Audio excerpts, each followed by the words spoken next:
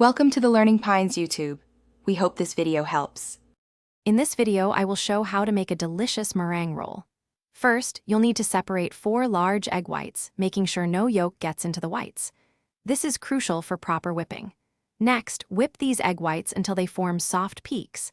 Then, slowly add 1 cup of granulated sugar, a little at a time, while continuing to whip. Keep whipping until the mixture is stiff and glossy, which usually takes about 7 minutes. Once your meringue is perfectly whipped, gently spread it evenly onto a baking sheet lined with parchment paper. A 10 by 15-inch sheet works best for a good roll. Bake this at 300 degrees Fahrenheit for about 25 minutes, or until it's lightly golden and firm to the touch. As soon as it's out of the oven, carefully invert the warm meringue onto a clean tea towel that you've dusted with a little powdered sugar. Now for the fun part, filling and rolling.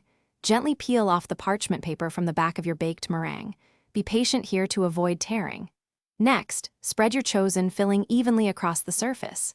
Classic options include freshly whipped cream and fresh berries or a lemon curd. Using the tea towel as a guide, carefully roll the meringue tightly from one of the shorter ends. This creates that beautiful spiral effect. After rolling, it's important to chill your meringue roll for at least 2 hours. This allows the filling to set properly and makes slicing much easier. Before serving, dust the top with a generous amount of powdered sugar for a lovely finish. Then, slice it into 1-inch thick pieces and enjoy your homemade treat. For more great tips and deals, and a book that can truly change how you think about money, check out the description below. Thanks for watching. Consider subscribing if we helped you.